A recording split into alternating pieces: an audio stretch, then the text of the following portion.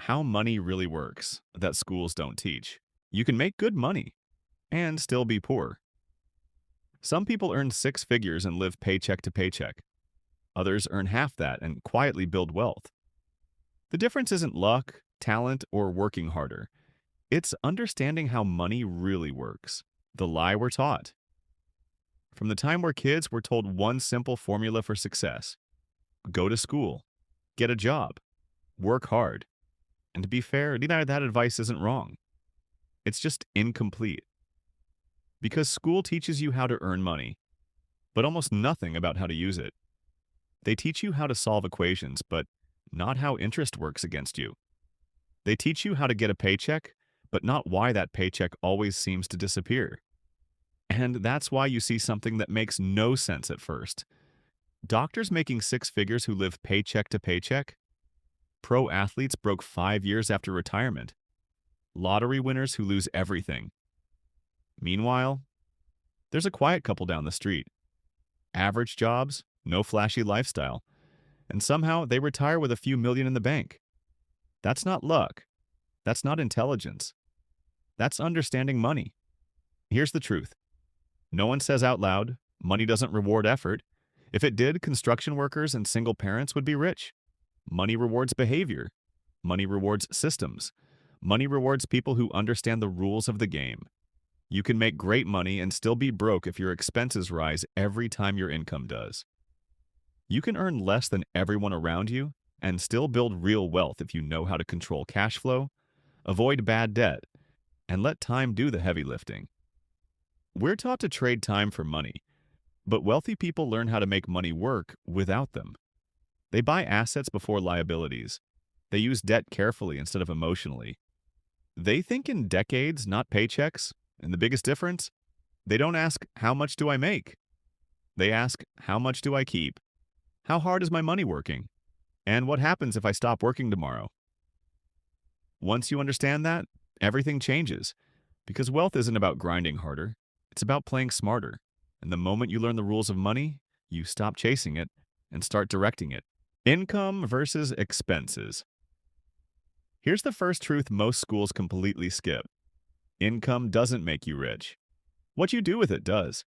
I've seen people making $40,000 a year doing just fine, and others making $200,000 constantly stressed about money. Why? Because most people believe this one idea. If I just make more money, my problems disappear.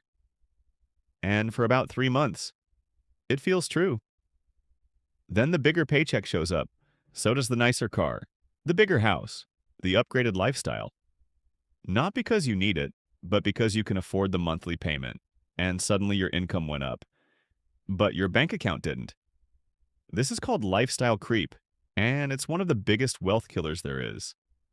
Wealth isn't built by how much you earn. It's built by the gap between what comes in and what goes out. That gap is where freedom lives. If every raise comes with a new payment, you're not getting ahead. You're just upgrading the cage.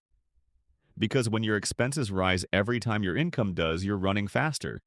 But you're still on the same treadmill. The people who win with money don't obsess over income alone. They protect their margin. They decide ahead of time where their money goes. They pay themselves first. They keep their lifestyle reasonable. And they use extra income to buy breathing room, not stress. More money only helps if you don't let it quietly disappear. And once you understand that, you stop chasing raises and start building control. Assets versus liabilities. Now, this is where everything really starts to change. Because once you understand this distinction, money stops feeling confusing and starts feeling predictable. Here's the simple rule most people never hear. An asset puts money into your pocket. A liability takes money out of your pocket. That's it. But society has a funny way of flipping those definitions around. A brand new car feels like success. It looks good, smells new, gets compliments, until the payment shows up, then the insurance, then the maintenance, then the depreciation you never see a my, but definitely pay for. And month after month, that asset quietly drains your account. Here's the uncomfortable truth. If it costs you money to own it and doesn't pay you back, it's not an asset, it's a bill. That doesn't mean cars are bad, or houses are bad, or nice things are bad. It just means you should call them what they are: liabilities. So they don't lie to you. Real assets do something different. They create cash flow. They work while you sleep. They don't need your time every hour to exist. Things like businesses, investments, ownership in things that produce income. And here's what separates wealthy people from everyone else: they don't avoid liabilities forever. They just buy assets first. They build income streams before upgrading lifestyles. They let assets pay for the liabilities later. So instead of asking, "Can I afford this?" they ask, "Will this pay me or cost me?" Because real wealth isn't about impressing people you don't know. It's about building something that quietly takes care of you. And once you start thinking this way, every purchase tells you the truth: why most people stay broke. Here's the uncomfortable truth, and I say this with respect, not judgment. Most people don't stay broke because they're lazy. They stay broke because they're following a script that was never designed to make them wealthy. Think about it. Most people trade time for money. Miss a day of work? The money stops. Take a vacation? The income pauses. Get sick? Same story. That's not freedom, that's dependency. Then there's the way money is handled. Most people spend first and tell themselves they'll save whatever's left. But there's never anything left. So saving becomes next month, and next month turns into next year. On top of that, they buy liabilities to look successful: the car, the clothes, the house that stretches the budget just enough to keep them stressed. And the worst part? No one ever sits them down and explains how money actually works. No lessons on cash flow, no understanding of debt, no explanation of how assets quietly build wealth. So they're playing a financial game they were never taught how to win.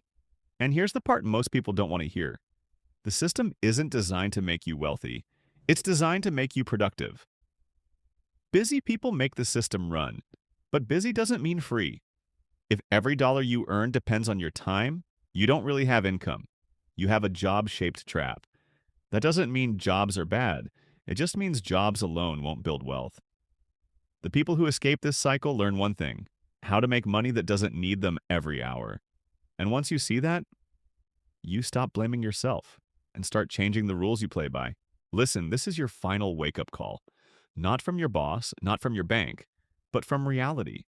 If nobody ever pulls you aside and teaches you how money actually moves, you are going to spend the next 40 years trading your life, literally your hours on this earth, for pieces of paper. But here's the secret the suit and tie crowd doesn't want you to focus on. Once you understand the rules of the game, the power dynamic flips. Money stops being your master and starts being your employee. You don't need a 160 IQ. You don't need to win the genetic lottery. You just need financial literacy. And look, I'm not talking about boring spreadsheets and counting pennies. I'm talking about understanding the difference between an asset that feeds you and a liability that bleeds you. The truth is brutal. You can pull in six figures, drive the German car, wear the designer watch, and still be broke. I've seen it 1,000 times. High income does not equal wealth, but when you finally get it, when you see how money actually flows through the world, you'll never look at a paycheck or a price tag the same way again. The question isn't how much you can make. It's how much you can keep and how hard that money is working while you're asleep. If this clicked for you today, do me a favor. Hit that subscribe button and join the community. We're stripping away the jargon and giving you the straight-up truth about building a life you don't need a vacation from. Drop a comment below with the one financial goal you're hitting this year. I read as many as I can, and I'd love to hear what you're building. Until next time, stop working for your money and start making your money work for you. I'll see you in the next video.